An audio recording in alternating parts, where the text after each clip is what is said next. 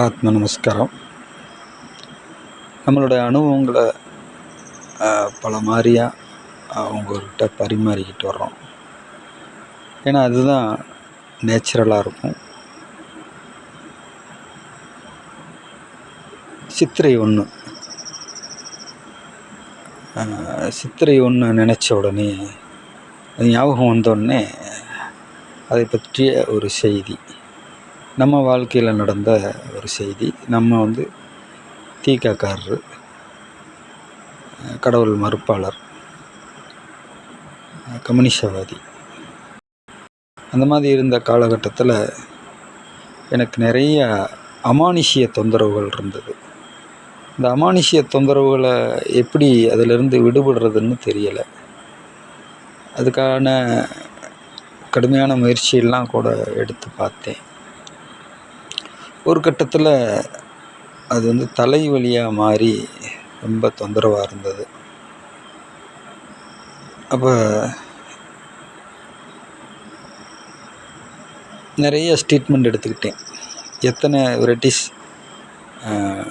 டாக்டர்கள், வைத்தியர்கள் இருக்காங்களோ அத்தனை வெரைட்டிஸ்லேயும் எடுத்துக்கிட்டேன்.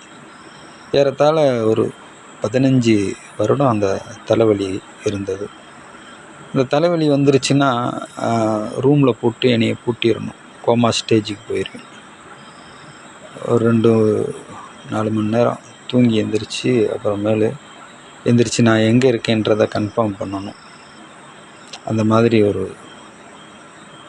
அப்போ என் கூட ஒர்க் பண்ணுறவங்கெல்லாம் பார்த்தீங்கன்னா என்னால் அவங்களுக்கு தொந்தரவாயிரும். ஏன்னா ஜாயின் பண்ணி விட்ருவாங்க ஜோடியாக. 2 பேர் சேர்ந்து இந்த வேலையை முடிச்சிருங்க, 2 பேர் சேர்ந்து அந்த வேலையை முடிச்சிருங்கன்னு அப்படி டீமாக பிரிச்சுருவாங்க. அப்போ நான் ஒரு ஆள் படுத்துக்கிட்டேன்னா அவருடைய நிலைமை என்ன ஆகும்? அதனால் அவர் ரொம்ப டென்ஷன் ஆவார். இப்படி கடுமையாக சிரமப்பட்டுக்கிட்டு இருந்தேன். கரெக்டாக ஒரு ஞாபகம் வந்துச்சு. சின்ன வயசில் எங்கள் அம்மா எனக்கு சொல்லி கொடுத்த ஒரு விஷயம் எனக்கு ஞாபகம் வந்துச்சு. இதே மாதிரி நான் ப்ரேயரில் ஸ்கூலில் நிற்கும்போது, ஏர்வெயிலில் நிற்கும்போது எனக்கு இந்த மாதிரி தலைவலி லைட்டாக வந்துச்சு. அப்போ எங்கள் அம்மாக்கிட்ட இதை சொல்லும்போது எங்கள் அம்மா எனக்கு ஒரு வழிமுறையை சொல்லி கொடுத்தாங்க. அப்போ அந்த வழிமுறையை கையாள சொல்லி அதை வழிமுறையை நம்ம கையாளுவோன்ற முடிவுக்கு வந்துட்டேன் கடைசியாக. ஏன்னா எந்த ட்ரீட்மெண்ட்டும் நம்மளுக்கு ஒர்க் ஆகலை. அப்போ யாருக்கும் தெரியாமல் ஒரு குழியில் போட்டுட்டு மொட்டை மாடியில் போய் நின்றுட்டு நம்ம அம்மா சொல்லி கொடுத்த அதை ஒர்க் பண்ணுவோம் அப்படின்னு சொல்லிட்டு இந்த சூரிய பகவானை வேண்டி என்னுடைய தலைவலியை தீர்த்து கொடுங்க அப்படின்னு சொல்லி சூரிய பகவானை வேண்டுறேன். அப்போ ஒரு உருவம் என் முன்னாடி விஸ்வரூபமாக நிற்கிது. கையை தூக்கி ஆசீர்வாதம் பண்ணுது. திரைப்படத்தில் காமிக்கிற மாதிரி என் தலையில் ஒளி இறங்குது அவர் கையிலேருந்து. எனக்கு ஒன்றும் புரியலை.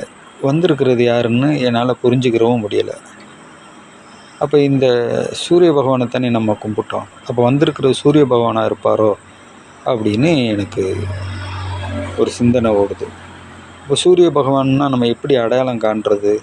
அப்போ அந்த தலைக்கு பின்னாடி அந்த சூரிய சக்கரம் சுழலுமே, அதை வச்சு தான் அடையாளம் காண முடியுமோ அப்படின்னு பார்க்குறேன். அதே அடையாளத்தோடு இருக்குது.